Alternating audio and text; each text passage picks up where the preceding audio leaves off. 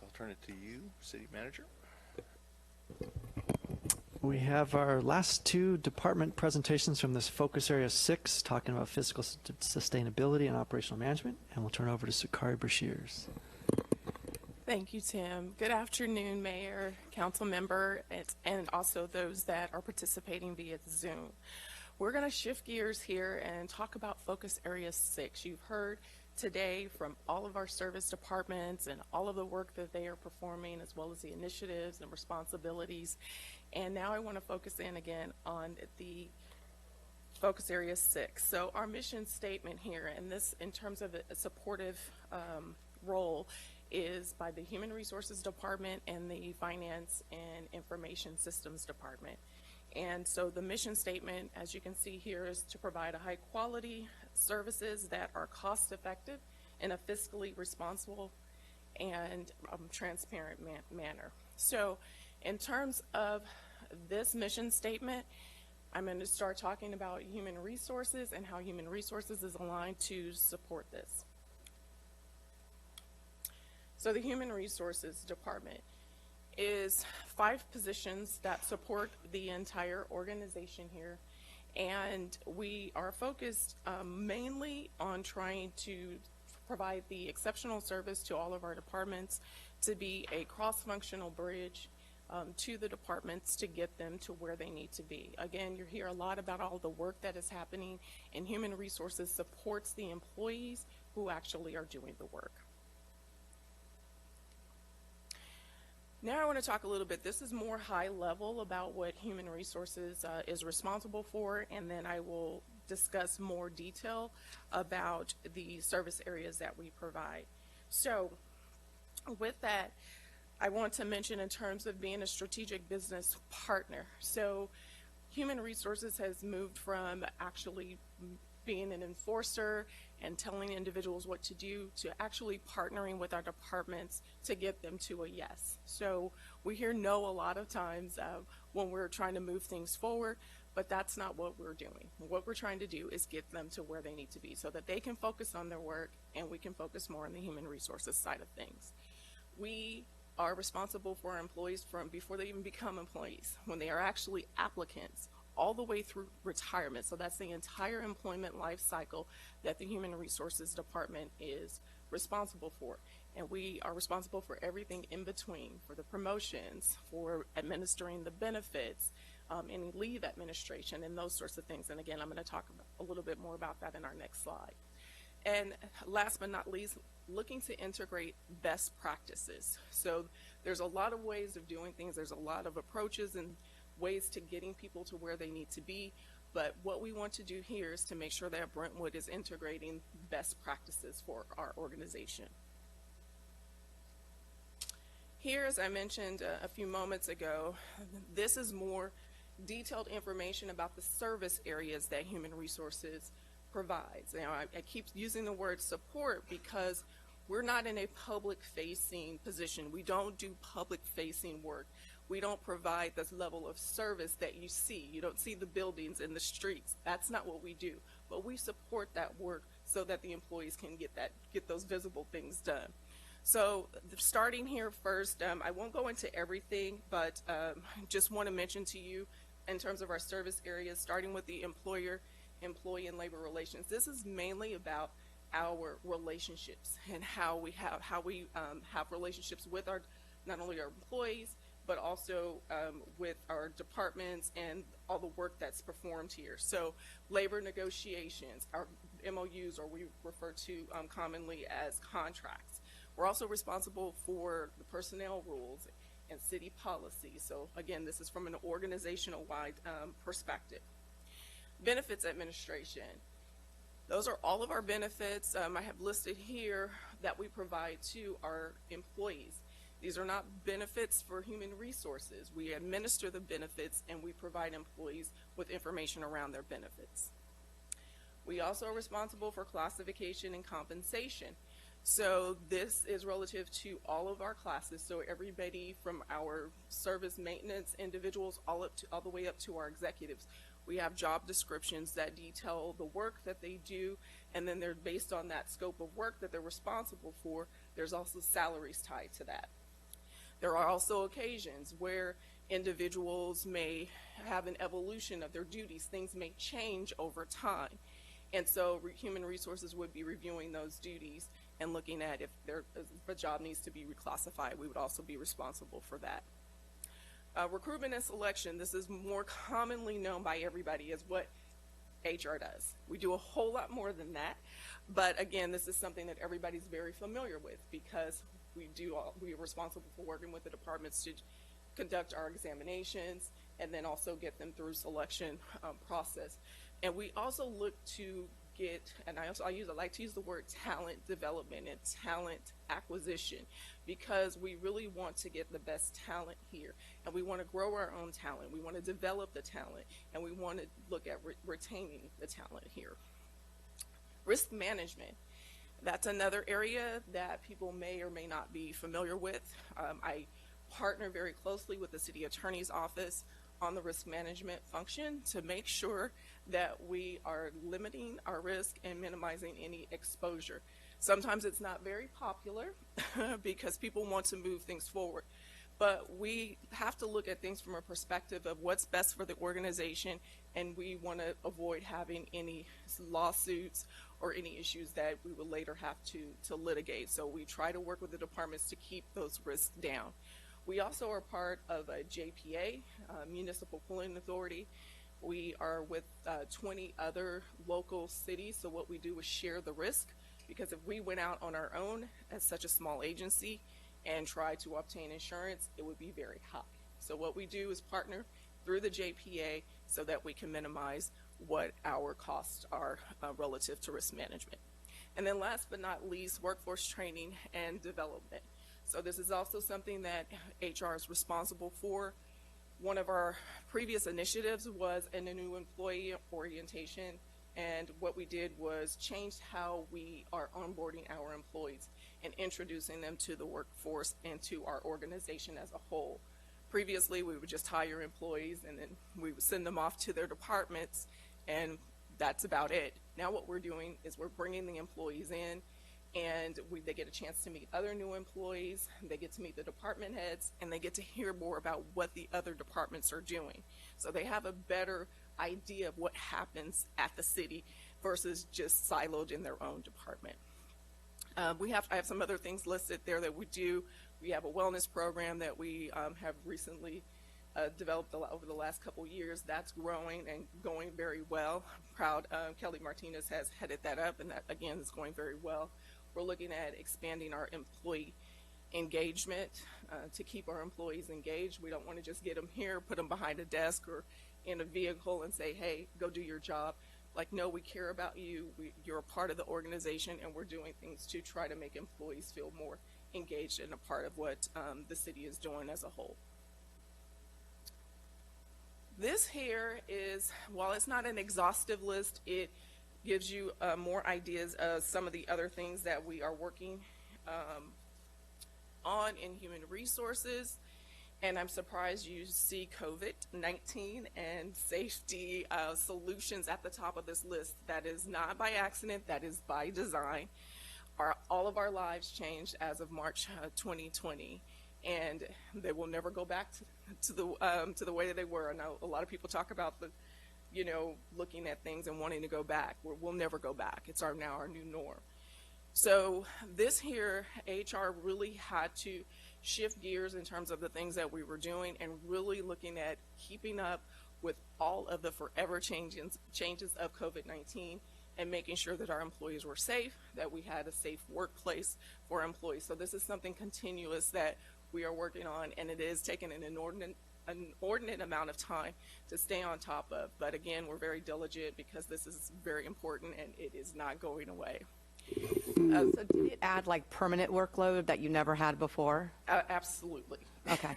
Yes, it most definitely has. And from looking at contract tracing to us developing policies to other safety measures, it definitely has increased workload. And not just for, I think for everyone, not just human resources. Again, we got hit really hard with this, and I believe it's impacted all the departments and how they deliver service, but HR is definitely really feeling it. And then in terms of our rules and our city policies, you know, every so often you do need to take a look at your policies and your rules and make updates. Currently looking at that and making adjustments.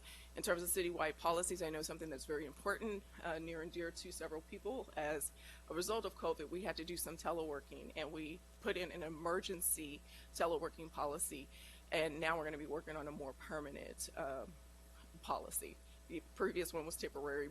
We just had to move quickly, and now we're like, okay, now we need a more robust program. So we'll be working on that. That's not something that everybody will be able to telework. We will be evaluating that as directors and making a determination, but it will be something that will be offered. Let's see, what else do I want to highlight here without going through all of them? Diversity, equity, inclusion. This was an initiative for HR, and I will say that what I'm looking at now is further developing this to make it a more robust program. Started out very small, it's very methodical in terms of how we started this program, which is really to start to slowly introduce it to the organization. We have a committee. Right now we meet regularly, we're sending information out, and it's been well received. I know people want more, but again, I want something that's going to be in place that's going to be sustainable, and I'm looking to take this to the next level. But right now, just want to let you know that that is an initiative, and we're going to continue to develop that. The other initiative is the internship program. This is something that was also an HR initiative, and we did have to put it on hold because of, guess what, COVID. But at any rate, we will get this going again very soon, and the idea here for the internship program is to introduce students to local government and give them a meaningful experience, not to come and have them sit at a seat, file papers, and, you know, okay, you've done your couple hours, your time's up. No, we really want to introduce them to local government. What is a city council? How is the city run? What do we do? And get them to be more, maybe they want a position and to work in local government. And I believe that we can definitely do that here. The other things I won't highlight, with the exception of the automation and process review. I do want to mention that because as I am looking at all of the things that are going on in human resources and things that we need to implement, things that we need to adjust, I'm looking at ways that where we can streamline things, where we can make things more efficient, not only within our department, but also the customers that we serve. And so I'm really big on automation because, as you know, human resources deals with a whole lot of paper, and really looking to get some of that behind us and to go more green, because it's really hard to move so much paper and to access all of this paper. So again, looking at ways that we can continue to put some automation and move from inefficiency and to efficiency. Let's see, what else do I have? Oh, now moving on to initiatives here. So these are two things I'm going to highlight. I'll talk about the class and comp study, and then Tim, I'll turn it over to him. He'll talk about the community engagement and Spanish translation. So first and foremost, the classification and compensation study. So right now in our MOU, we have our current MOU, there are 4 of our bargaining groups that has language in there that says that we have to complete a salary survey by January 31st, 2024. Now, that would be fine if our classifications had been updated. We have approximately 180 classifications, and the last time we did a full classification and compensation study was in 2005. So that was 15, 16 years ago. So as you know, things change over time. Jobs change, and we also have jobs that may be obsolete now. We may have job classifications that we need to combine. And so my proposal is that we look at it holistically, because if we only look at the salary component, what we're doing is evaluating classifications that may be obsolete or may have changed. So ideally, you update your classifications first, and then that's followed by your salary survey. So my proposal is for us to do the full classification and compensation study, and which is a little bit more than what was asked for in our MOU, because that focus was only on the salary. To do that full study, it would cost, and this is an estimate, this is not an exact, $150,000 to conduct the study. This does not include implementation. It just includes us actually doing a whole overhaul of all of our classifications. So I want to be, I should pause here for a moment to see if we have any questions, or if you want to hold them after Tim does the overview on the Spanish translation, but wanted to kind of find out. I remember when I first got on the council, and I don't know how many of the classifications were upgraded. But are you taking into account all of those that have been, because you said 2005, yet I know that we've done it since then. So just for a point of clarification, we did do a salary survey before. But No, not the salary, because that was part of no, that had nothing to do with this. It was, we actually did upgrading, and I think some of it had to do with the directors' levels and some others. But I do know that we have done some since then. Okay. Maybe what you're talking about is a couple. What I'm talking about is an entire review of all of our classifications. And the last time we reviewed all of the classifications was back in 2005. Any other questions? I don't know what part to bring this in, but I think this is probably, I would like for it to be on our list, is go through each department and figure out ballpark, how much more headcount do you need? Because I think that that's an expense we're going to have to endure. Like, we're going to have to add it. Like, from what it sounds like, you all have people on your teams that are working over 40 hours. And I just don't feel right about that. So we have to figure out each department, but we got to include that when we're making decisions. So I don't know if does that come at the end, or do we talk about it now since you're HR and you're standing up there? Like, what would be the best way to go about that? The head count in terms of what we have today or what we're going to be proposing for in the future, because I understand the proposal is going to happen in January, February. We're going to talk a few slides. Okay. Oh, in 2 slides, so I should hold off. Okay, I'll hold off. Thanks. I thought we were going to bring that one back. Okay, sorry, I missed that one. Alrighty, anything else? If not, I'll turn it over to Tim, who can talk about Spanish translation.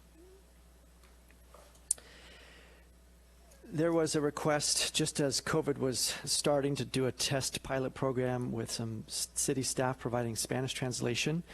And unfortunately, with COVID, we only had 2 or 3 meetings in the chambers with COVID starting, and then went immediately to Zoom. And so the program never really got launched, and there was no real effective engagement to solicit members of the community to participate. And then sometime after that, maybe a year later, we came back to you and requested a part-time position to assist the public information officer with community engagement. And he proposed a program called Community Champions, and this was to have key stakeholders in the community working with this part-time employee who would be out in the field most of the day engaging the citizens. That program never got launched, with some challenges with the PIO position, and then obviously COVID also complicated it. So we've not moved forward on that program or that position, but in the meantime, we've worked with our media consultant to do more social media in Spanish translated language as well, some flyers, and then some select public meetings, namely the downtown Brentwood Boulevard specific plan meeting. We've looked at finding ways to integrate this as a requirement into future requests for proposals and contract bids, to ensure that when there's a significant amount of community engagement involved, that they also provide that Spanish translation on special projects. But wanted to get some direction from you, whether this is part of this initiative or not, whether you'd like to see us go more full bore on all of our public meeting agendas in Spanish, if you'd like to have simultaneous translation at our public meetings. And this could be not only the council, but all of our commissions. We did get one quote from an unsolicited vendor, and so just said, hey, good timing. What would it cost to do X? And they provided about $1,000 per meeting if the meeting lasts longer than 3 hours. And if they were to translate agendas, it would be at 25 cents per word. So this would obviously be a burden that city staff would not be able to manage, and it would need to be contracted out, but it was hard to really calculate an estimate for per agenda or per meeting, but here's some initial numbers. So that's what this initiative could look at further if you'd like us to explore it. We could get a couple other quotes, look at some other scenarios and options, and come back to you in February with a more detailed analysis. How many words does the average agenda have? I mean, the average agenda probably has 400 pages, and there's probably 500 words on a page. I don't know. They could add up pretty quick.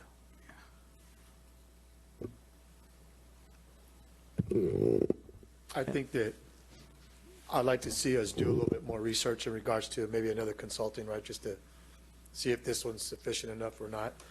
But I know from the last meeting we had with the community regarding to the Brentwood Boulevard, I think, you know, having a professional, and not anything towards Olivia who did the translating, but there's some big words in there, right? There's some heavy discussion around that. So I think having somebody that has to have information ahead of time and then also at the same time really, you know, yeah, because, you know, one word could ruin the whole. Change everything. Yeah, change the whole, like, oh, well, I like that one, right? That one word could have been said differently. Sure. So I think that having some sense of somebody there that's professional and certified to do that, that'd be great.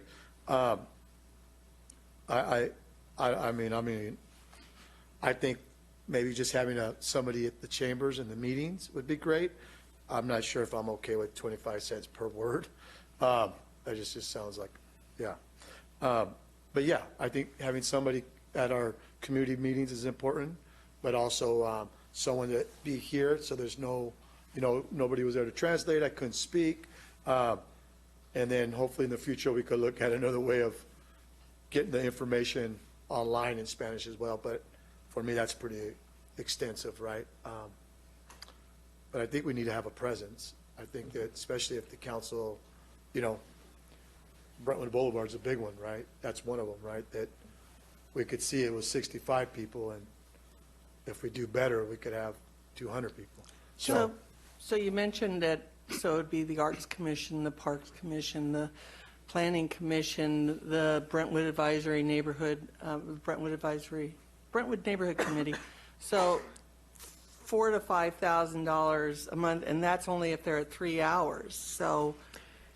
Yeah, the quote is if your meeting lasts longer than 2.5 hours, you have to bring in 2 translators, because if they're doing simultaneous translation, they're going to get tired and need a break, and so they needed somebody else. So I figured most of our meetings are longer than 2.5 hours, so that's where I included that as roughly $1,000 per meeting.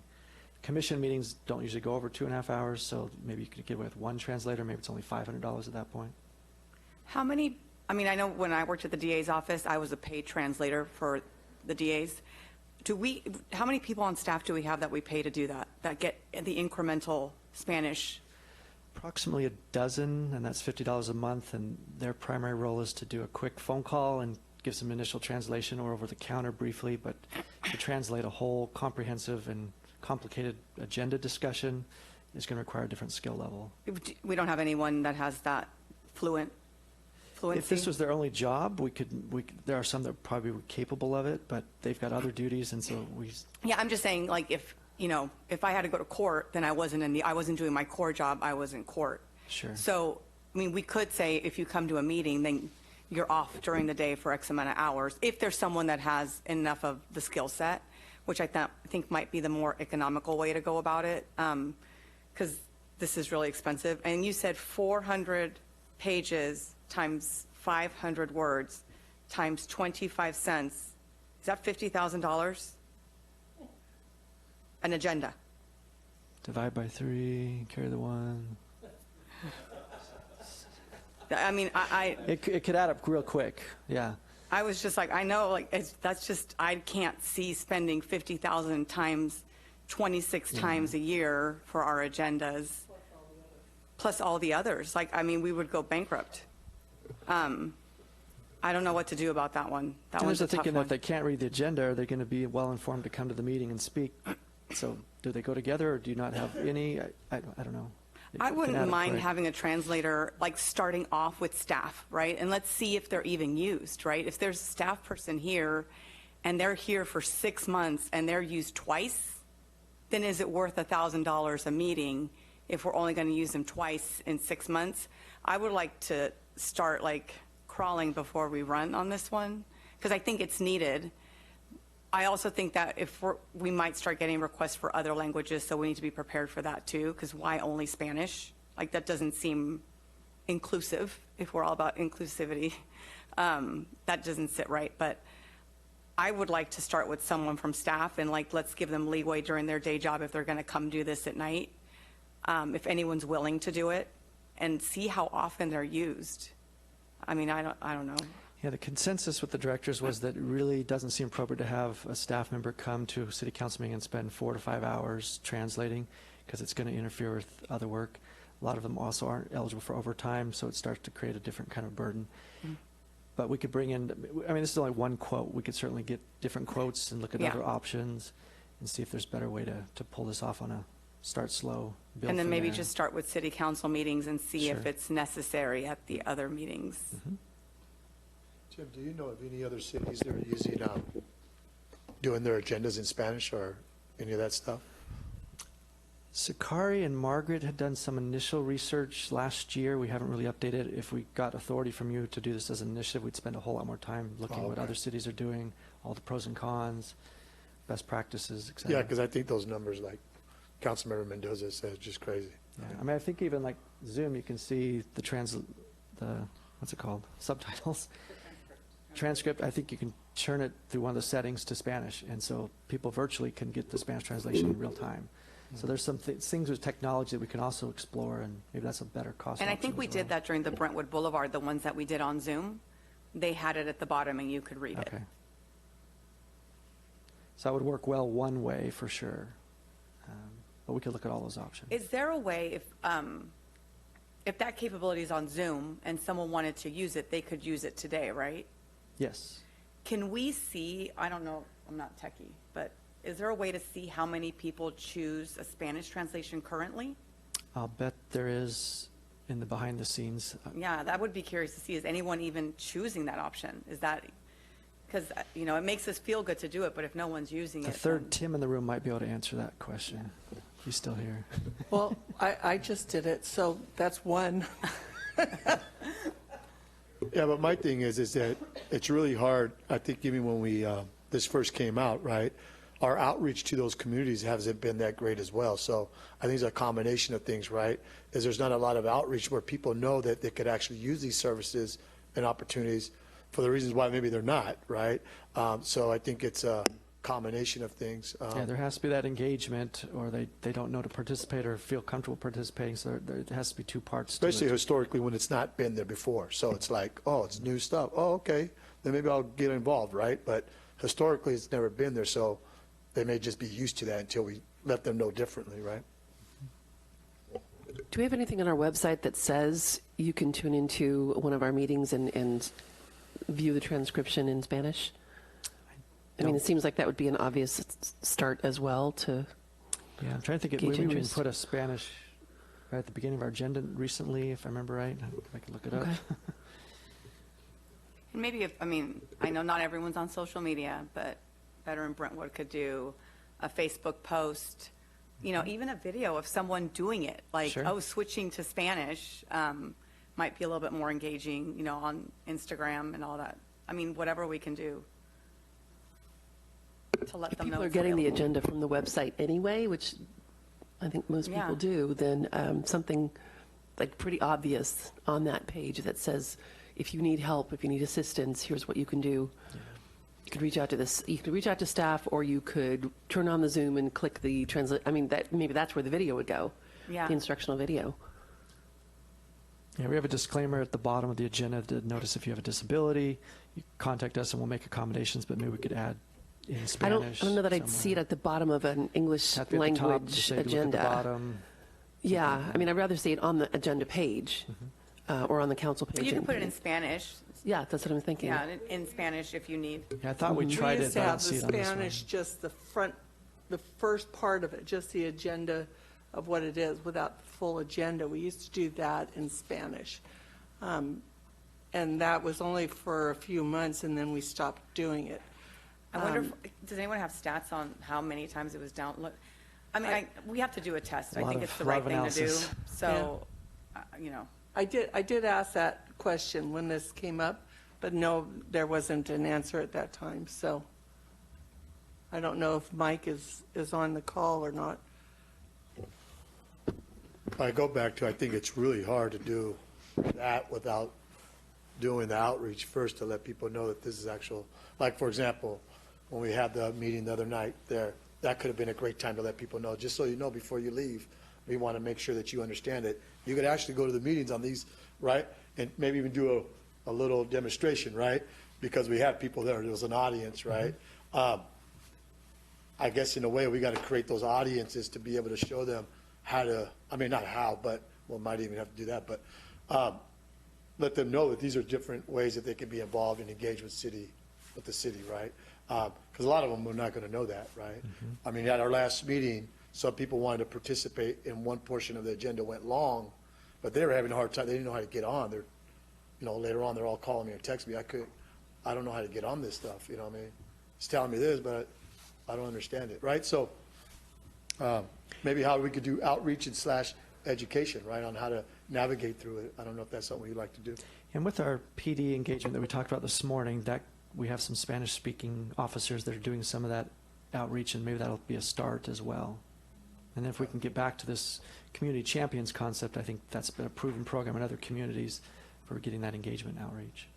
I also think what we see at meetings is people don't come until something lands on their doorstep that's important to them. So I think that's the other thing is, certain developments show up on the agenda and the room is full, right? Like whether they're Spanish or English speaking, so it's also, I think, subject driven. Brentwood Boulevard, people showed up, you went out and you went out and asked people to come, and it was something that's close to their heart and they came. But sometimes it's like, if there's nothing on the agenda, they're not, it's just not gonna happen. Sure.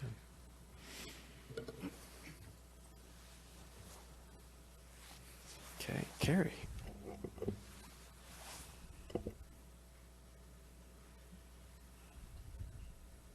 Wait, so when are we starting the community champions? Don't know. I think with the PIO resignation and now working with a media consultant, it wouldn't be appropriate to have that media consultant try to handle that internal staff thing. So once I hire the ACM, that'll be a new focus of the ACM, is also focus on public outreach and media relations. And so I'll know a lot more in the next few months. Okay, cool. Thank you. All right, good afternoon, Mayor and council members. I will go quickly through this. We're already into the where we really want to get to, which is the prioritization of all of this. So I will get through mine really quickly, I promise. So finance and information systems, we are, much like Sukari's department, we are a support department for the rest of the city. We safeguard the city's financial assets, make sure that things are spent in accordance with policy. You can see our mission statement up there. Provide timely and accurate fiscal information and a full range of technology-based resources and services in support of city officials, departments, and the community. So obviously I'm not going to go over this entire list, but like everybody else, all the other directors who have talked today, we do have quite a bit of work that we have to accomplish. Within financial services, they do the day-to-day operations, financial operations for the city. So we're talking things like accounts receivable, accounts payable, payroll, purchasing, cash receipts, the things that just have to take place on a day-to-day basis. So these are not project-oriented staff. These are staff who just get the job done day in and day out. Utility billing is also included in this. They have seen quite a bit of an increase in workload because of COVID, primarily due to the state's water shutoff moratorium. I'll talk a little bit more about that on the upcoming slide. But that has added a lot of work to their plate because we no longer have all the tools available to collect, and we're starting to fall a little bit behind on our receivables. The business services crew is responsible for the budgets, the financial projections, the cash management, the debt management, all the reports that come to council. So you'll see several of these reports coming to you in a couple of weeks. Our annual reports, this would be the financial report, this would be the development impact fee report, the CFD report, all those sorts of things. They also do 10-year projections. They work with Mickey's staff on the rate studies, and then they assist me with bond refinancing, with managing our pension and retiree medical obligations, and with the general fund 10-year fiscal model. And then the third division is information services. They are obviously responsible for all of the technology of the city. So things like the audio-visual systems, the cameras, tech support. With remote work, this obviously has increased quite a bit because now it's no longer just servicing City Hall and police and public works. It's now all these remote locations that have to be figured out and troubleshooted. They also service the East Contra Costa Fire Protection District for now. We are hopeful that that will go away. In fact, it will go away when they complete their merger. We have been helping them now for the better part of a decade. And so I know Mike and Tim back there are going to be very excited to finally be able to focus strictly on city business and not have to worry about a separate system. They're also working on a website update, I should mention. They took that over from the PIO when he resigned from the city, and that transitioned over to IT. So here's some of the larger projects that we're working on. We have talked about how this is the first step in the budget cycle. So we do have a dual budget year, meaning we're going to be working on a 2-year operating budget and a capital improvement program budget. Everything we're talking about today will flow into that. I put next bond refinance on this list just because I'm excited to do this. It won't be as much money, unfortunately. At this point, we'll be refinancing something that was issued at a lower rate, but it looks like in 2022 or maybe early 2023, we might have another refinance coming your way. I mentioned a little bit about the water shutoff moratorium. This is probably the most significant workload that we have in the finance side of things. And again, this is because our residents a lot of the residents have fallen behind on their payments. There are programs that are available through the state. We are working with the state to try and get some of those grant funds. We've also been receiving some of that home is key or housing is key funds. We just today received about $18,000 from that program to offset some of our residents' utility bills. But currently there is a shutoff moratorium that's set to expire December 31st. So once that is lifted, we will have a heavy lift in helping bring the residents back current on their bills, working with them on payment arrangements, all those sorts of things. It's going to be very customer service driven, and there's going to have to be a lot of work from staff on that side. Do you know, how much is the amount right now and what percentage of total billing is that? I don't know the percentage. The amount is pushing $2 million.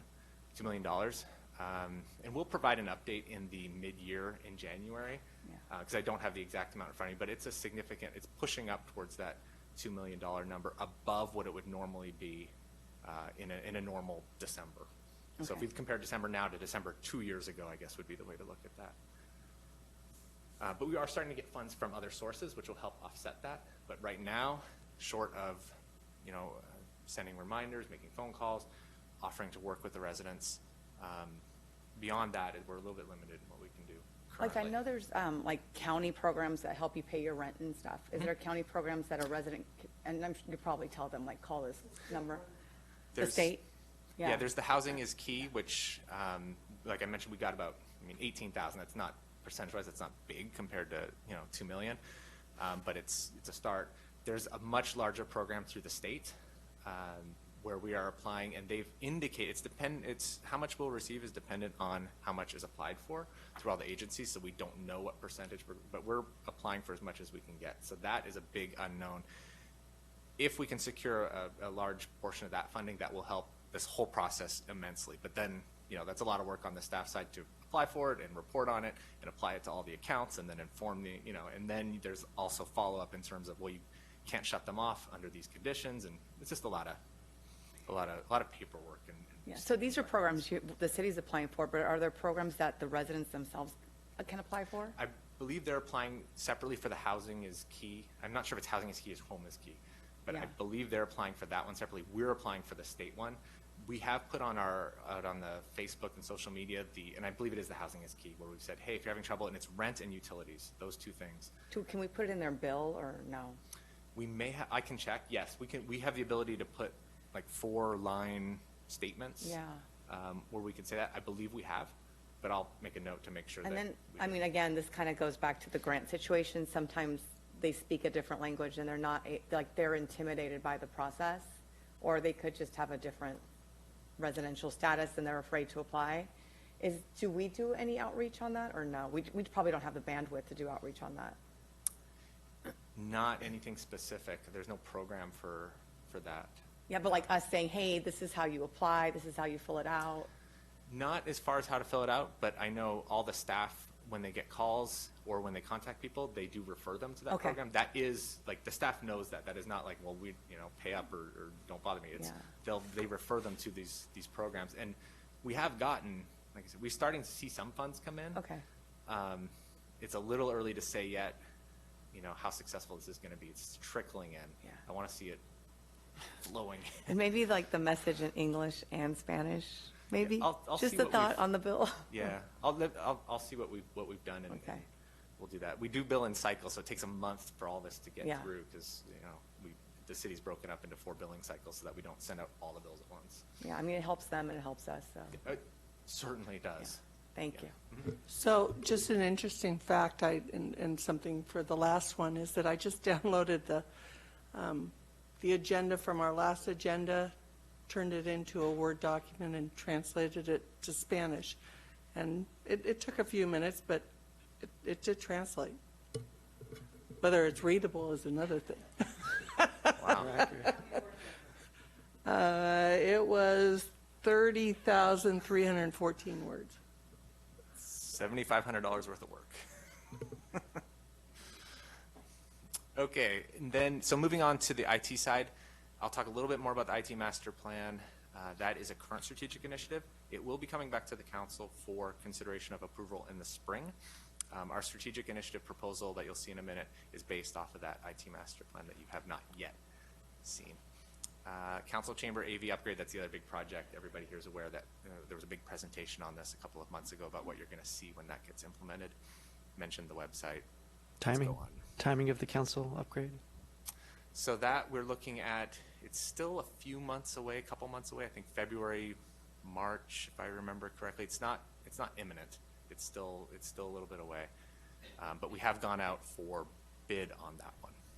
And website got pushed out to February as well? The website is Launch. February. The delay there, again, the transition over from the PIO to the IT side, there's a delay there on some things weren't quite ready yet. So it looks like it's going to be February. In fact, that's a pretty hard deadline, I would say, at this point.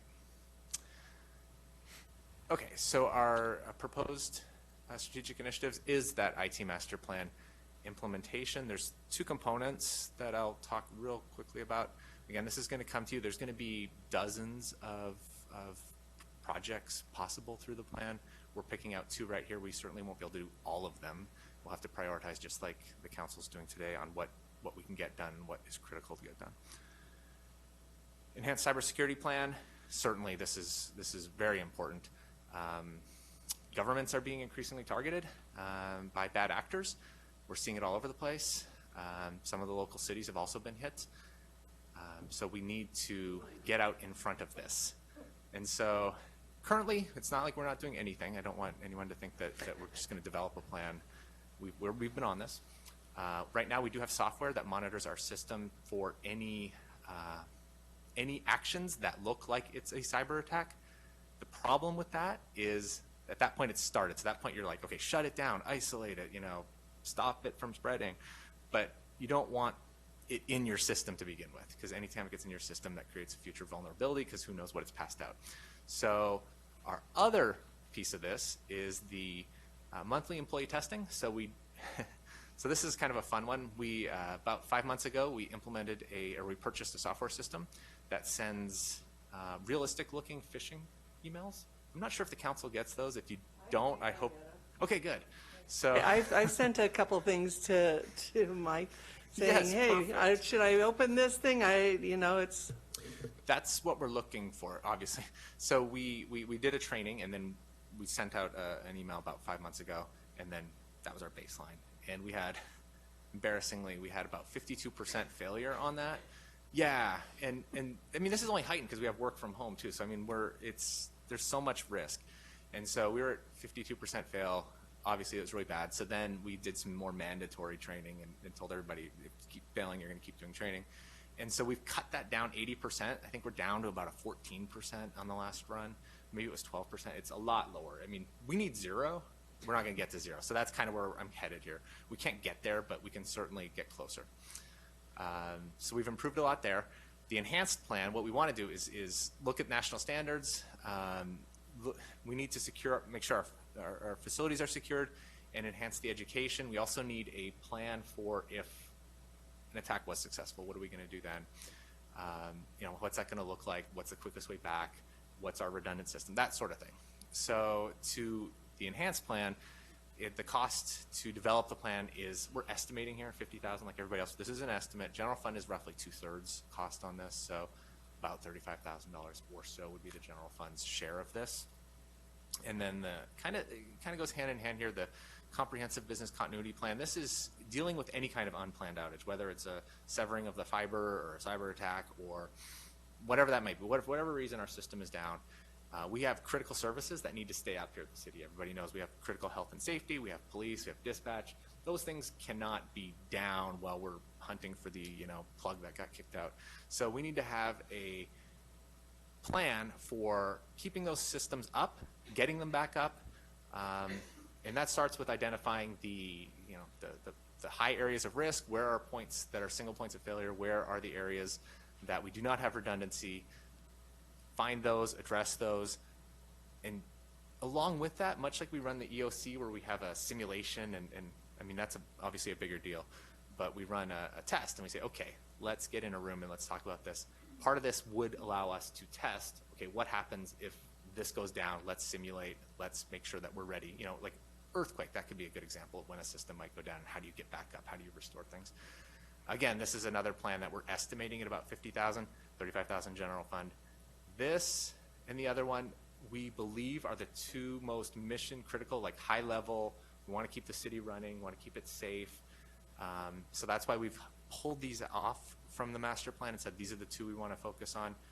We will discuss the master plan in depth with the council in the spring, and we can look and if there's any other items in there that the council says, hey, we really want this as a go, we can talk about that at that time too. But I wanted to at least pull those out right now and talk about them here today. All right, so that was it for the... Did you address the personnel? Oh, I'll do that on the... Okay. Yeah, I figured out where I want to do it. It's coming up.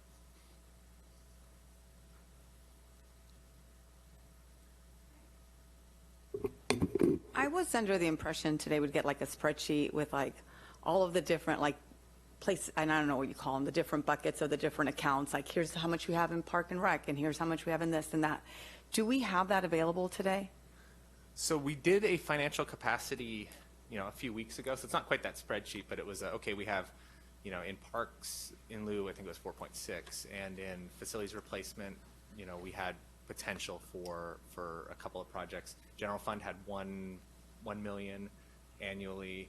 The bond refinance was 267,000. Those sorts of, so we did that, right? What we didn't do is match the projects up with those. We're going to be doing that in these upcoming slides. Okay. But it's not like what you're thinking where it's going to say, okay, here's all the sources, here's all the projects.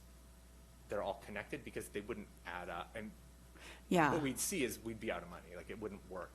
And that and the estimates are just that. They're estimates. They do need to be refined based on direction that we're going to get. And we'll cover, so I'm going to get into this. Okay. Why you're not seeing that specifically. But we will be, well, why don't we, well, we'll hold off on that. Once we're ready to move on, I'll